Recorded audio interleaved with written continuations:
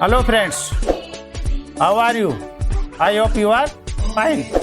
आज मैं आपके लिए क्लास 12th का चैप्टर 7 तृतीयक और चतुर्थ क्रियाकलाप से संबंधित कुछ इम्पोर्टेंट क्वेश्चन आंसर लेकर आया हूँ जो परीक्षा में बार बार पूछे जाते हैं। यदि आप हमारे चैनल पर नए हैं तो कृपया चैनल को अभी सब्सक्राइब कर लें, जिससे आपको इस तरह के इम्पोर्टेंट वीडियो मिलते रहें।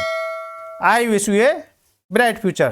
तो आइए शुरू करते हैं आज का वीडियो।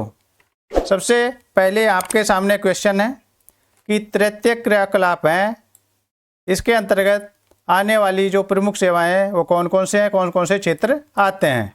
तो सबसे पहले व्यापार एवं वाणिज्य है, वो इसके अंतर्गत आता है। परिवहन, ट्रांसपोर्टेशन, संचार कम्युनिकेशन और अदर सर्विस हैं, यानी अदर सेवाएं हैं, वो इसके अंतर्गत आती हैं।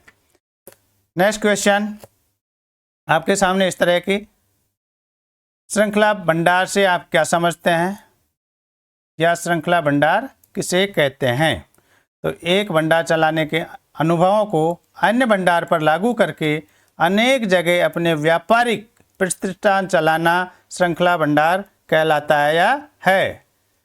संचार किसे कहते हैं, या संचार से आप क्या समझते हैं? तो शब्दों, संदेशों, तथ्यों तथा विचारों को व्यक्त करने वाले माध्यम को संचार कहते हैं। इसके माध्यम कौन कौन से हैं? तो डाक, रेडियो, दूरदर्शन, समाचार पत्र, दूरभाष, तार प्रेषण, मोबाइल, उपग्रह और इंटरनेट इसके माध्यम हैं। नेक्स्ट क्वेश्चन है कि नोड किसे कहते हैं, या नोड से आप क्या समझते हैं? तो दो या दो से अधिक मार्गों का संधि स्थल, एक उद्गम जहाँ से शुरू होता है और दूसरा गंतव्य जहाँ खत्म होता है, अथवा मार्ग के सहारे कोई बड़ा कस्बा या नगर, उसे नोड कहते हैं या नोड कहलाता है। परिवहन के संदर्भ में समकाल रेखाएं किसे कहते हैं? तो परिवहन के साधनों द्वारा समान समय में पहुंचने वाले साधनों को मिलाने वाली रेखा को समकाल रेखा कहते हैं। समान समय में, ठीक है। योजक किसे कहते हैं?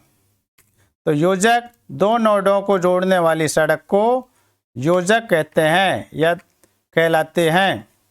नेक्स्ट है कि जाल तंत्र से आप क्या समझते हैं या किसे कहते हैं?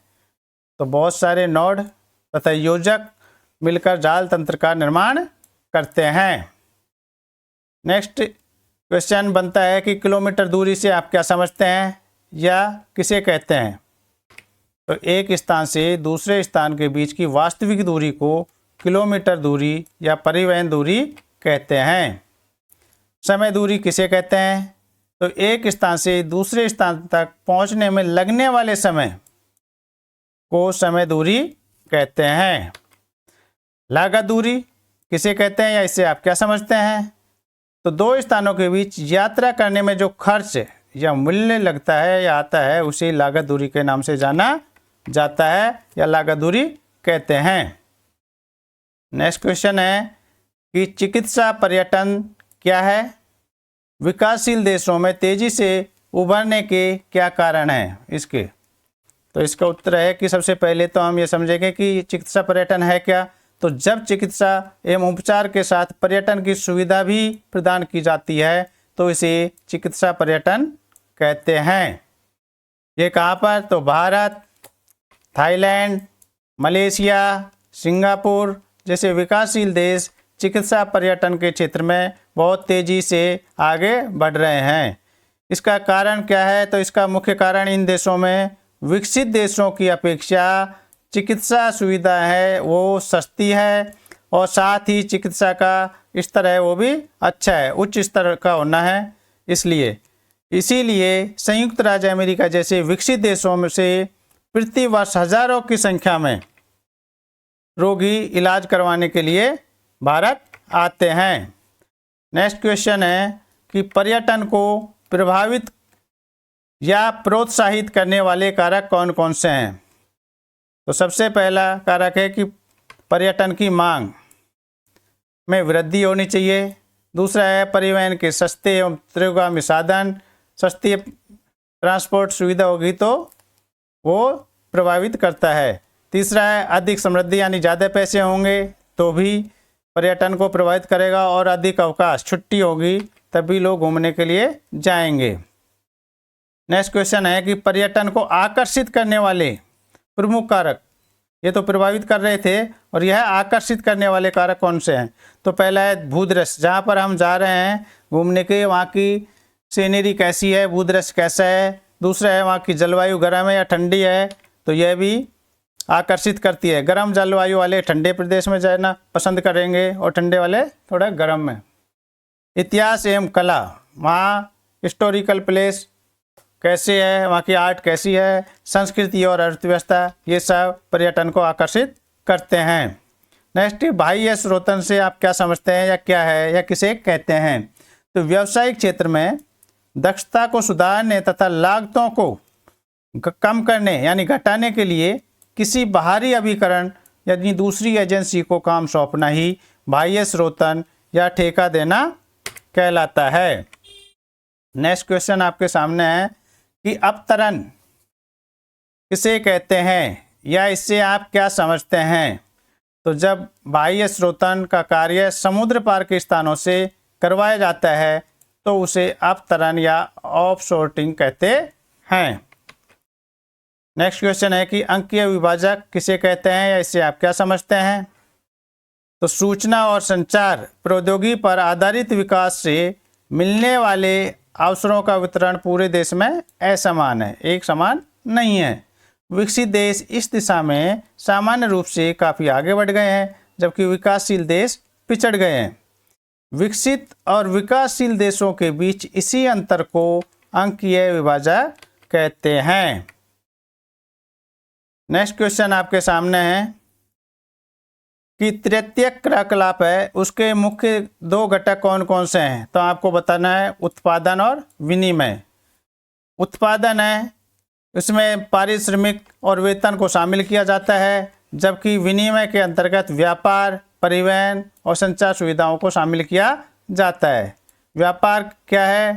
तो व्यापार उत्पादित वस्तुओं अथवा मदों का क्रय विक्रय, खरीदना और बेचना व्यापार है, और इसका जो मुख्य उद्देश्य होता है वह होता है प्रॉफिट कमाना यानी लाभ कमाना होता है।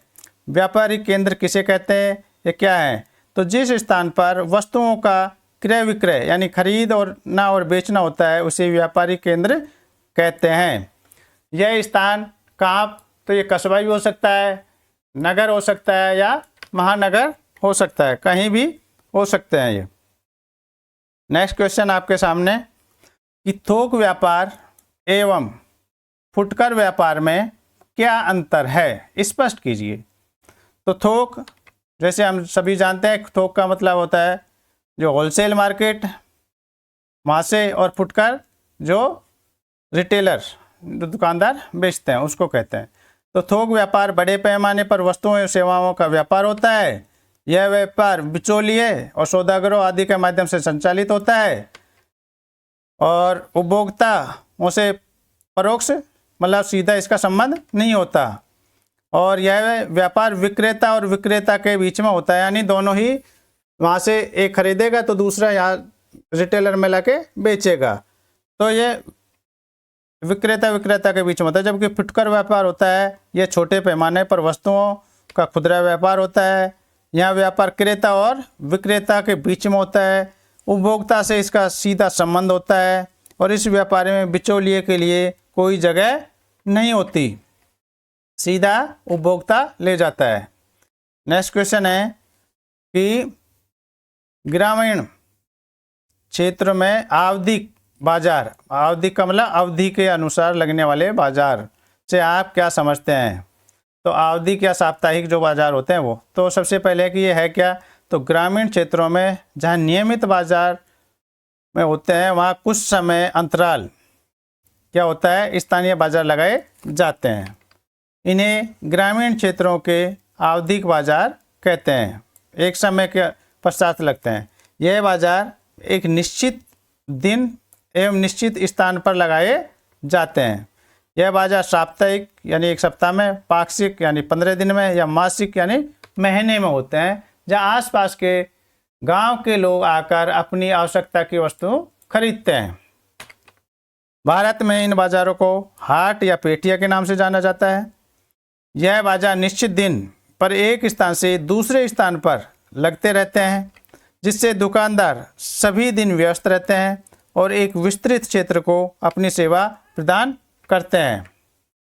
नेक्स्ट क्वेश्चन आपके सामने है कि ग्रामीण विपणन केंद्र और नगरीय विपणन केंद्र में क्या अंतर है, बताइए, स्पष्ट कीजिए। तो ग्रामीण विपणन केंद्र गांव में स्थित होते हैं, जबकि नगरीय विपणन केंद्र नगरों में स्थित होते हैं।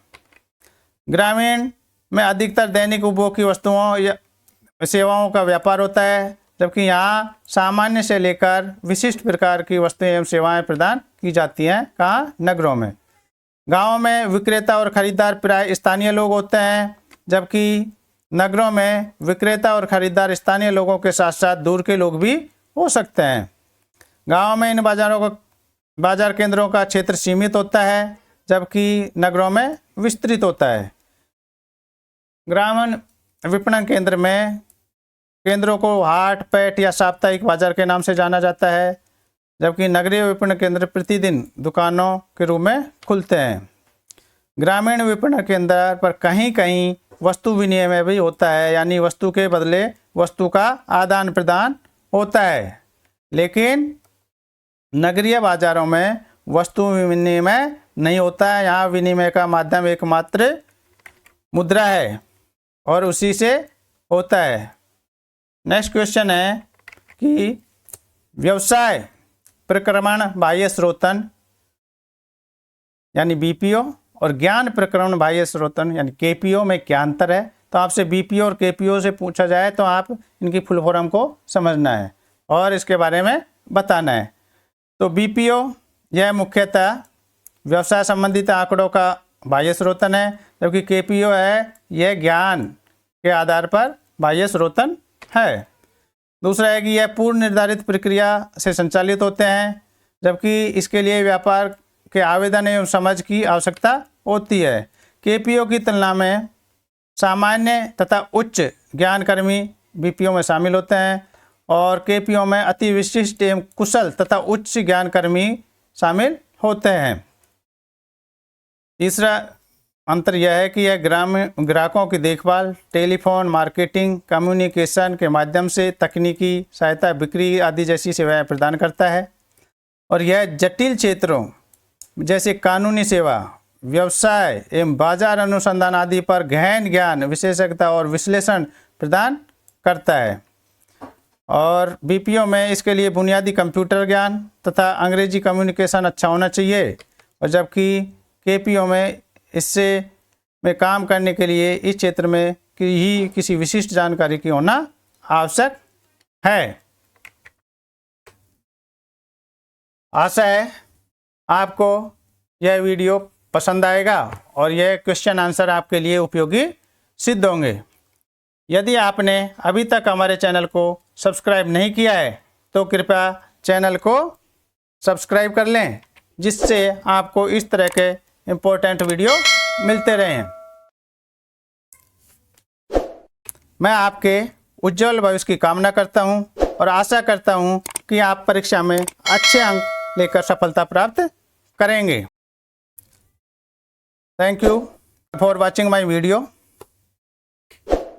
Have a nice day.